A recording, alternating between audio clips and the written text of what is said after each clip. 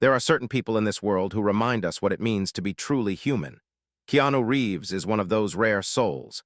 In an industry filled with ego and endless competition, he has remained gentle, humble, and deeply kind. He does not chase headlines or demand attention. He simply lives his life with quiet grace, treating every person he meets with the same warmth and respect.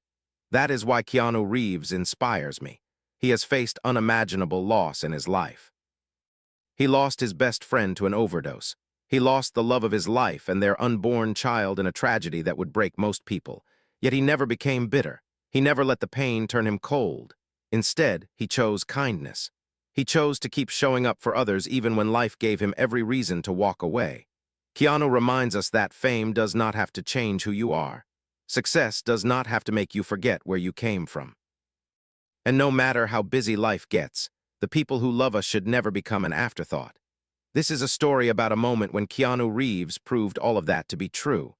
A moment when he stopped everything, when he put millions of dollars on hold, when he reminded an entire film crew what really matters in life. This is the story of why Keanu Reeves stopped an entire film production just to call his mother. The afternoon light had shifted.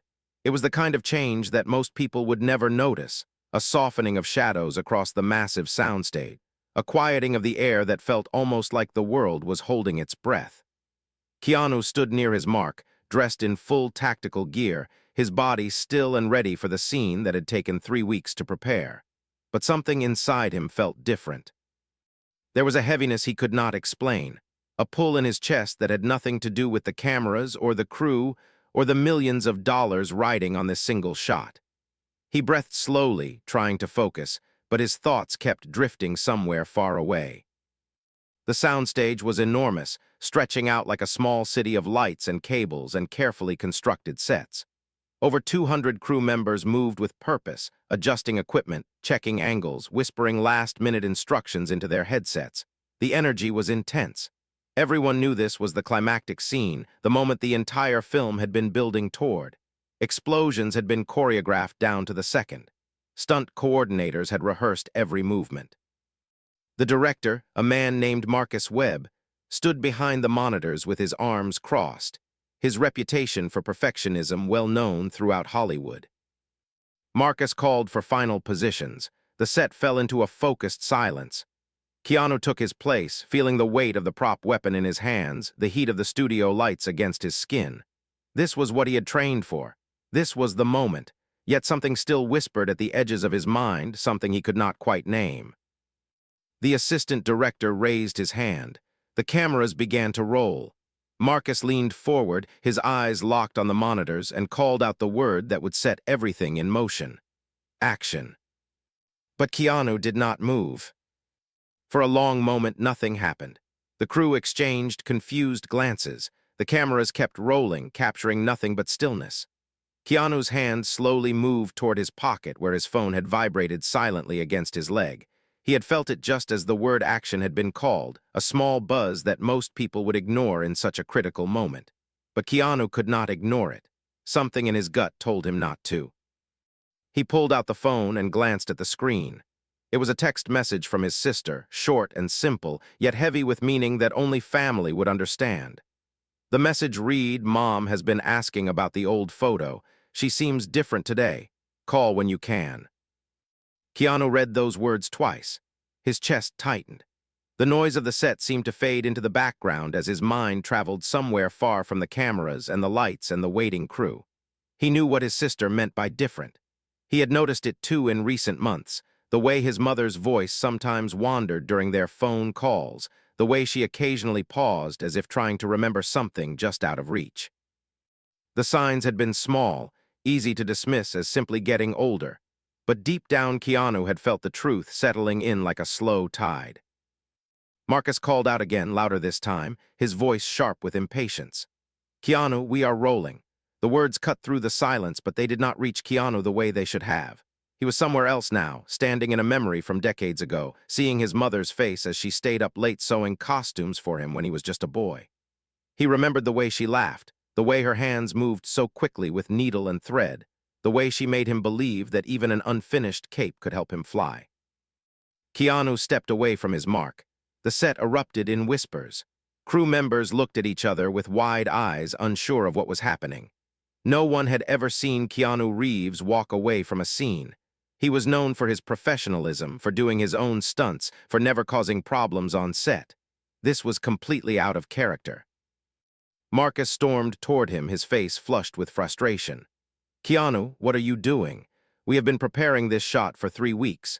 Do you have any idea how much money is on the line right now?" But Keanu simply looked at him with calm, steady eyes and said something that stopped Marcus in his tracks. "I need to stop production. I need to call my mother right now." The words hung in the air like a held breath. Marcus stared at him, disbelief written across his face.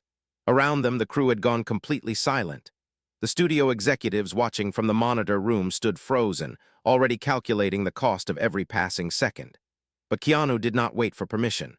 He turned and walked toward his trailer, leaving behind the cameras, the lights, the millions of dollars, and the stunned faces of everyone who had no idea what was really happening.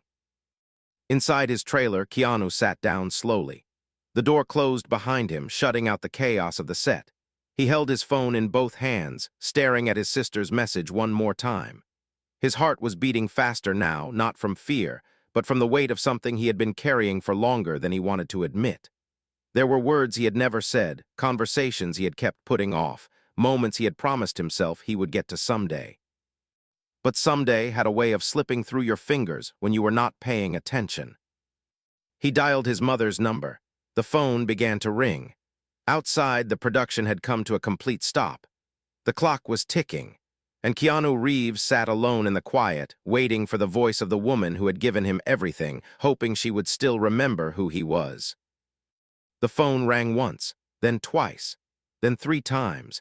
Each ring felt longer than the last, stretching out into a silence that made Keanu's chest tighten with every passing second. He sat in the dim light of his trailer, the noise of the frozen film set completely shut out, his entire world narrowed down to the small device pressed against his ear. He could hear his own breathing, slow and uneven, as he waited for the voice that had shaped so much of who he had become. 4 rings now, then 5. A cold thought crept into his mind, the fear that she might not answer at all, that the fog his sister had mentioned might have already carried her somewhere he could not reach. Then the ringing stopped. There was a soft click, followed by a pause that seemed to last forever. Finally, a voice came through, quiet and uncertain, like someone waking from a dream they could not quite remember. "Hello, who is calling?" Keanu closed his eyes. The words hit him harder than he expected. She did not recognize his number. She always recognized his number. For years, no matter how late he called or how long they had gone without speaking, she would answer with warmth in her voice, already knowing it was him before he said a single word. But now there was only confusion, a distance that had nothing to do with the miles between them. "Mom," he said gently, his voice steady even as his heart ached. "It is me. It is Keanu." There was silence on the other end of the line. He could hear her breathing, slow and soft, as if she was searching through the halls of her memory for something familiar. The seconds stretched out painfully. Keanu gripped the phone tighter, willing her to remember, praying that the connection between them had not yet been lost to the cruel tide of time. Then, like sunlight breaking through clouds, her voice changed. "Oh, sweetheart, Keanu, yes, I was just thinking about you. How strange. I was looking at an old photograph, the one from the house on Sunset. Do you remember that house?" Keanu let out a breath he did not realize he had been holding. The relief washed over him, but it was mixed with something heavier, a sadness that settled deep in his bones. She remembered. For now, she remembered. But he could hear the fragility in her voice, the way her words drifted slightly, like leaves caught in a gentle wind that could shift direction at any moment. "I remember, Mom," he said softly. "I remember the house. I remember everything." Outside the trailer, the situation had grown tense. Marcus Webb paced back and forth near the monitors, his face red with frustration. The producers huddled together, speaking in urgent whispers, their phones pressed to their ears as they tried to explain the delay to the studio executives. Every minute that passed cost thousands of dollars. The crew sat idle, some checking their watches, others staring at the closed door of Keanu's trailer with a mixture of confusion and curiosity. No one understood what was happening. No one knew what to do. The assistant director approached Marcus carefully, his voice low. Should we send someone to get him? We cannot keep the set waiting like this." Marcus shook his head, his jaw clenched tight. He knew Keanu Reeves. He had worked with him before. Keanu was not the kind of actor who caused problems or made selfish demands. If he had walked away from the most important shot of the film, there had to be a reason. But understanding that did not make the situation any easier. The clock kept ticking. The money kept draining, and Marcus had no idea how long this would last. Inside the trailer, Keanu listened as his mother spoke about the photograph she had found. Her voice drifted between past and present, sometimes clear and vivid, other times soft and distant. She described the image in detail, a picture from 1971 that showed a young boy standing proudly in a handmade cape with cardboard stars glued across his chest. Behind him, barely visible at the edge of the frame, was a woman caught mid-laugh, her hands still holding the needle and thread she had used to create the costume. "I never finished that cape," she said quietly. "You wore it anyway. You said it did not need to be finished to make you fly." Keanu smiled through the tears forming in his eyes. He remembered that night so clearly now, the way she had worked for hours trying to make his costume perfect, the way exhaustion had finally forced her to stop before she could add the final touches. He had not cared. To him, the cape was already magic. It was made by her hands, filled with her love, and that was more than enough. But then his mother's voice changed. It grew quieter, more uncertain, as if she was reaching for something just beyond her grasp. "I found something else in the box, baby, a letter. One I wrote to you when you were 8 years old. I never sent it. I was going through a hard time back then, and I thought you should finally have it. But I cannot remember where I put it now. Everything keeps slipping away from me." Keanu felt his heart break in that moment. The words "everything keeps slipping away" struck him with a force he was not prepared for. He understood now what his sister had been trying to tell him. The fog was not just settling in. It was spreading. And soon, there might come a day when the voice on the other end of the phone would not remember him at all. He took a deep breath, steadying himself, pushing past the grief that threatened to overwhelm him.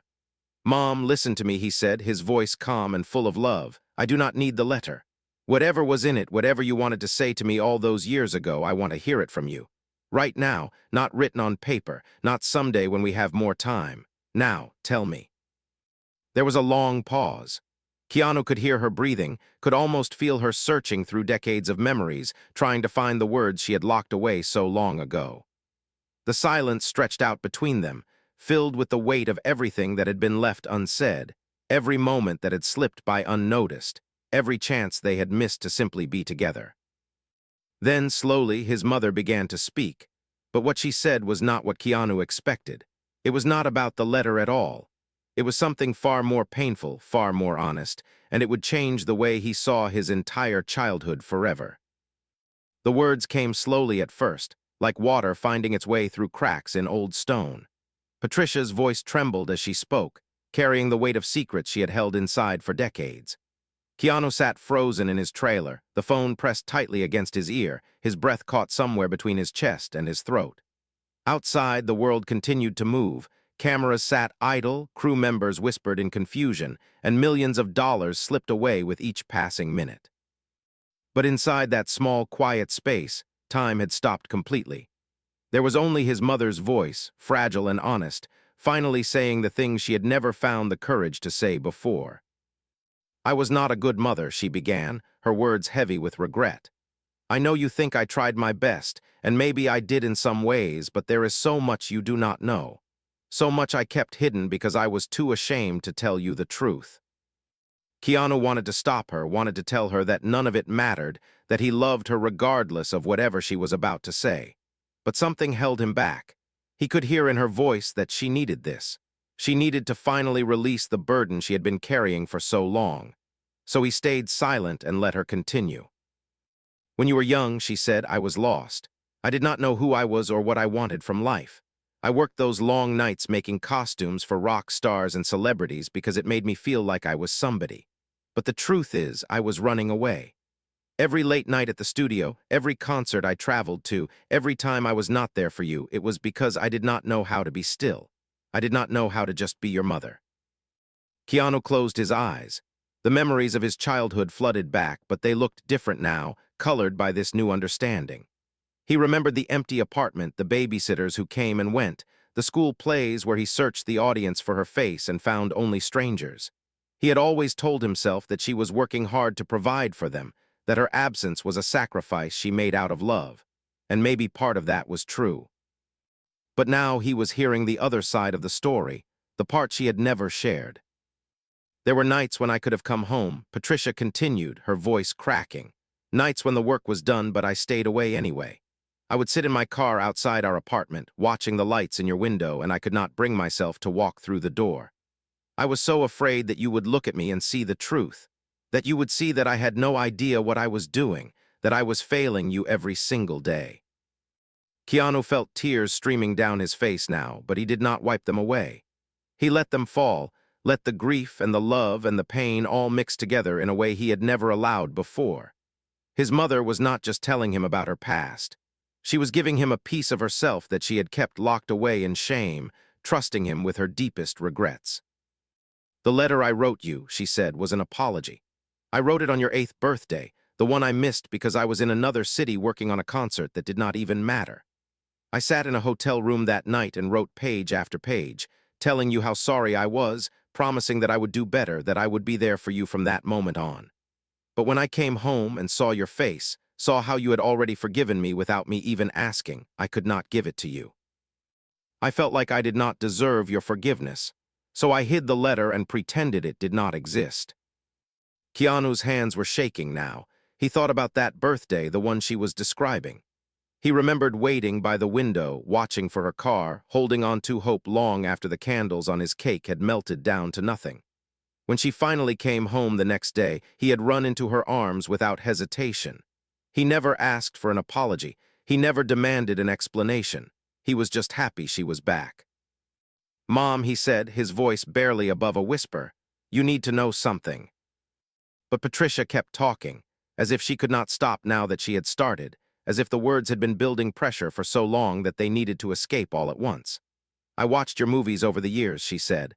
"I saw you become this incredible person, this man that everyone admires and respects. And every time I saw you on screen, I wondered how you turned out so good when I gave you so little. I kept waiting for the day when you would finally see me for who I really was and walk away. I thought I deserved that." Keanu stood up from his chair, unable to sit still any longer. He paced the small trailer, his heart pounding, his mind racing. He had spent his entire life believing that his mother was simply doing her best under difficult circumstances. He had never blamed her for the absences, never held resentment for the missed moments. But now he understood something he had never considered before. All these years, while he had moved forward without bitterness, she had been trapped in her own prison of guilt. She had been punishing herself long after he had already forgiven her. "Mom, stop," he said firmly but gently. "Please stop. I need you to hear something. I need you to really hear it, and I need you to remember it even if you forget everything else." The line went quiet. Patricia's breathing slowed. Somewhere in the back of Keanu's mind, he was aware that the film set outside was still waiting, that people were angry and confused, that his career might suffer consequences for this choice. But none of that mattered now. The only thing that mattered was the woman on the other end of this call, the woman who had given him life and was now drowning in regret. He took a deep breath and prepared to say the words that would change everything between them. Words he should have said years ago. Words that might finally set her free. But before he could speak, his mother said something that made his blood run cold. "Keanu," she whispered, her voice suddenly small and frightened, "I cannot remember where I am right now. The room looks different. I do not recognize the walls." Keanu's heart stopped. The fog had returned, and this time it had come without warning. His mother was slipping away right in the middle of their most important conversation, and he was trapped in a trailer hundreds of miles away, helpless to do anything but listen. The fear in his mother's voice cut through Keanu like nothing he had ever felt before. For a moment he could not breathe, could not think, could not do anything but stand frozen in the silence of his trailer, while the woman who had given him life drifted somewhere he could not follow. His mind raced through impossible options. He thought about running out of the studio and driving straight to the airport. He thought about calling his sister and begging her to get to their mother immediately. He thought about all the times he had said he would visit soon, and then let work pull him in another direction. But then something shifted inside him. A calm settled over his heart, quiet and steady, like the stillness that comes after a long storm. He realized that panic would not help her. Fear would not bring her back. The only thing he could offer in this moment was the same thing she had given him all those years ago when she stayed up late sewing stars onto an unfinished cape. He could offer her love, simple and unconditional, love that did not need everything to be perfect. Love that showed up even when it did not know what to do. "Mom," he said softly, his voice gentle and warm, "it is okay. You are safe. You are in your home, in the room with the blue curtains, the ones you picked out last spring because you said they reminded you of the ocean. Do you remember the ocean, Mom? Do you remember when we went to the beach together and you taught me how to find shells in the sand?" There was silence on the other end of the line. Keanu held his breath, waiting, praying that his words would reach her through the fog. Seconds passed like hours. Then slowly he heard her breathing change. It became calmer, more even, as if something familiar had found its way back to her. "The ocean," she repeated quietly. "Yes, I remember the ocean. You were so small then. You kept running into the waves even though they knocked you down every time. You were never afraid of falling." Keanu smiled through his tears. "That is right, Mom. I was never afraid because I knew you were watching. I knew you would always be there to help me back up." Patricia laughed softly, a sound so precious and fragile that Keanu wished he could hold on to it forever. "You were such a brave little boy," she said, "always believing in things that seemed impossible, always wearing that cape like it could really make you fly." Keanu sat back down, his body exhausted but his heart full. The crisis had passed, at least for now. His mother was still there, still with him, still holding onto the threads of memory that connected them across the years. He knew the fog would return. He knew there would come a day when no amount of gentle words could guide her back. But that day was not today, and today was all they had. "Mom," he said, "I need to tell you something. Something I should have said a long time ago. I need you to listen carefully and hold on to these words, okay?" "Okay, sweetheart," she whispered. "I am listening." Keanu took a deep breath. "Every costume you ever made me taught me that love is in the details. Every phone call, even the awkward ones where we did not know what to say, taught me that showing up imperfectly is still showing up. You think you failed me, but you are wrong. You gave me everything I needed to become who I am. The superheroes I play on screen learned how to fly because a woman in a small apartment on Sunset once sewed cardboard stars onto a cape for a little boy who believed in magic. You did not fail me, Mom. You made me, and I am so grateful that you are my mother." The line was quiet for a long moment. Keanu could hear her crying softly, but they were not tears of sadness. They were tears of release, of a burden finally being lifted after decades of carrying it alone. "I love you, Keanu," she said, her voice clearer now than it had been all afternoon. "I always have, even when I did not know how to show it." "I know, Mom, I always knew." They stayed on the phone for another 20 minutes, talking about small things, happy memories, moments that sparkled like gems scattered across the years. When Keanu finally said goodbye, he felt something he had not felt in a long time: peace, not because everything was fixed or because the future was certain, but because he had done the one thing that truly mattered. He had been present, he had shown up. He had let his mother know that she was loved. Keanu stepped out of his trailer and walked back toward the set.